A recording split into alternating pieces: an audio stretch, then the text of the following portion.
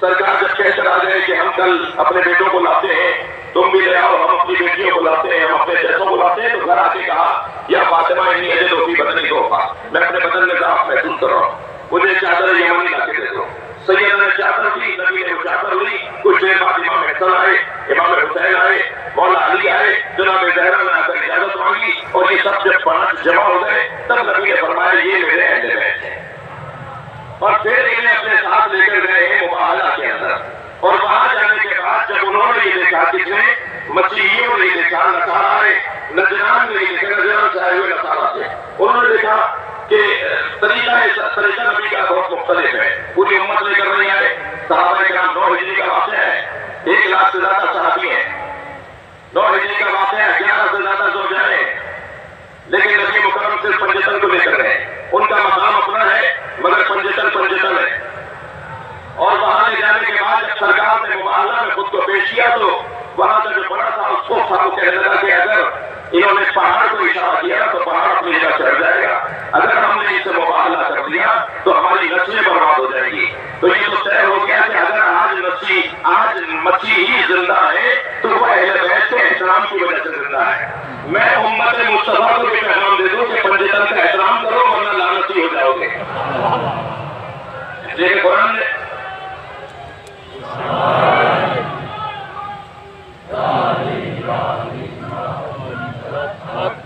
اور علی تو یہ گھر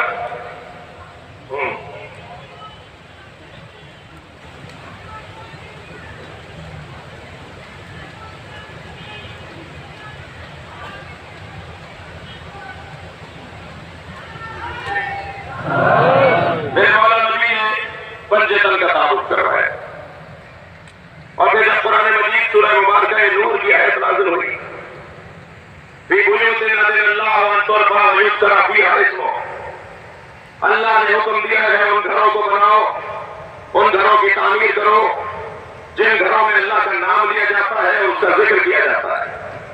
جب یہ آیت نازل ہوئی تو اصحاب مصطفیٰ رضوان اللہ تعالی علیہ نے سرکار سے سوال کیا، یا رسول اللہ وہ گھر کون سے جنہیں اللہ بنانے کا حکم دے رہا ہے، وہ گھر کون سے جن کی تعلیم کا اللہ حکم دے رہا ہے؟ تو سرکار نے فرمایا بیوت الانبیاء۔ دقت چاہوں گا اس روایت پر، اسے کئی معتبر کتابوں سے دیکھنے کے بعد بات کر رہا ہوں، اور حوالے بھی تیسرے درجے کے نہیں ہیں، میرے پاس حوالے بھی پہلے درجے کے ہیں، کہ سرکار سے پوچھا اصحاب مصطفیٰ نے کہ یہ جو آیت نازل ہوئی ہے، یہ جو آپ نے ہمیں بتایا اللہ کا پیغام کہ ان گھروں کو تعمیر کرو جن گھروں میں اللہ کا نام لیا جاتا ہے اور اللہ کا ذکر کیا جاتا ہے، وہ گھر کون سے؟ تو سرکار نے فرمایا بیوت الانبیاء، انبیاء کے گھر ہیں۔ میں یہاں ٹھہر کر ایک بات کی وضاحت کروں کہ ہم بعد از نبی مولا علی کی افضلیت کے قائل ہیں، اور اس بات پر دلیل رکھتے ہیں، واضح استدلال رکھتے ہیں اور خود مطمئن ہیں، اور الحمدللہ قرآن اور حدیث کو سمجھنے میں کہیں اور کی طرح ہمارے یہاں کمزوری نہیں ہے۔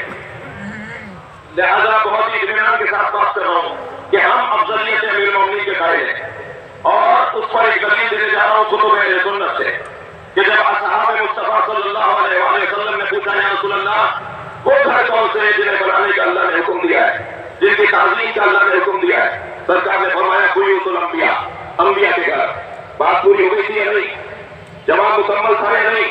لیکن اگر اس کے اندر سوال ہو جائے اور سوال کرنے والے بھی حضرت ابوبکر ہوں، بھائی جس کی جو خدمت ہو وہ یاد، کسی واسطے کی ضرورت نہیں ہے، ہمیں کسی واسطہ فیض کی ضرورت نہیں ہے۔ میں ایسے لوگوں کے بارے میں زیادہ اپنا وقت ضائع کرنے کا قائل نہیں ہوں، صرف اتنا کہہ کر آگے بڑھوں گا کہ اگر کوئی ایسا ملے تو اس سے کہا کریں کہ اپنا چہرہ ذرا آئینے میں جا کے دیکھو، تمہاری اتنی حیثیت بھی ہے کہ تم ڈائریکٹ اللہ سے بات کرو۔ مجھے تو نہیں پتا کہ یہ سب سے پہلے کس نے کہا تھا کہ حسبنا کتاب اللہ، ہمیں کتاب خدا کافی ہے، مگر مجھے اتنا پتا ہے کہ یہ بات اگر کوئی کر سکتا ہے تو وہ محمد ہے یا علی ہے، ان کے علاوہ نبی اور علی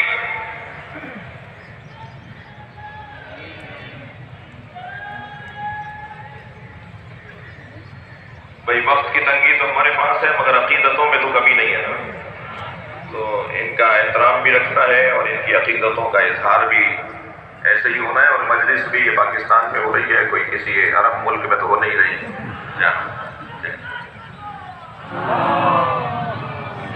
ہمارے یہاں کا انداز، ہمارے یہاں کا طور طریقہ اپنا ہے، اس علاقے کا، اس خطے کا عزاداری کا انداز اپنا ہے. میں ابھی ابتدائی اور مقدماتی گفتگو سے آپ کو چاہتا ہوں میرا ساتھ دیں. بات یہ ہے کہ مباہلہ در حقیقت اپنے رب سے تعلق کا اثبات ہے. میرے اللہ سے تعلق کتنا گہرا ہے، میری بات میرا اللہ کیسے سنے گا، میرے کہنے پر وہ کیا کر سکتا ہے.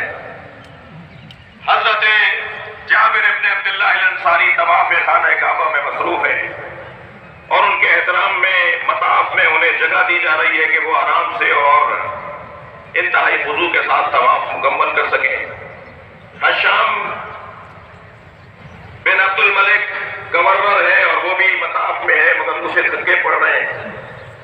ایک مرتبہ اس نے الجھ کے کہا کہ یہ کون ہے کہ جن کا احترام ہو رہا ہے اور مجھے کوئی کیوں نہیں پہچانتا جبکہ میں تو گورنر ہوں.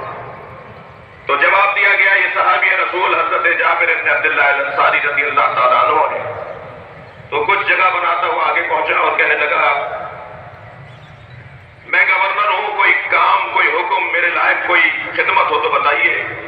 تو حضرت جابر نے کعبے کی دیوار کو دیکھا اور اس کے چہرے کو دیکھا، فرمانے لگے میں جب اللہ کے گھر میں آ گیا ہوں تو تجھ سے کیوں مانگوں. تو ایسے لوگ ذرا چرب زبان ہوتے ہیں، ذرا زیادہ بولنے کے عادی ہوتے ہیں.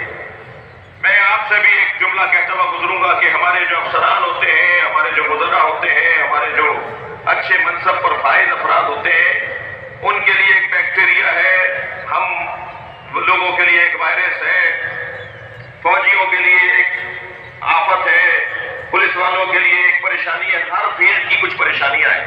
میں روحانی پریشانیوں کی بات کر رہا ہوں.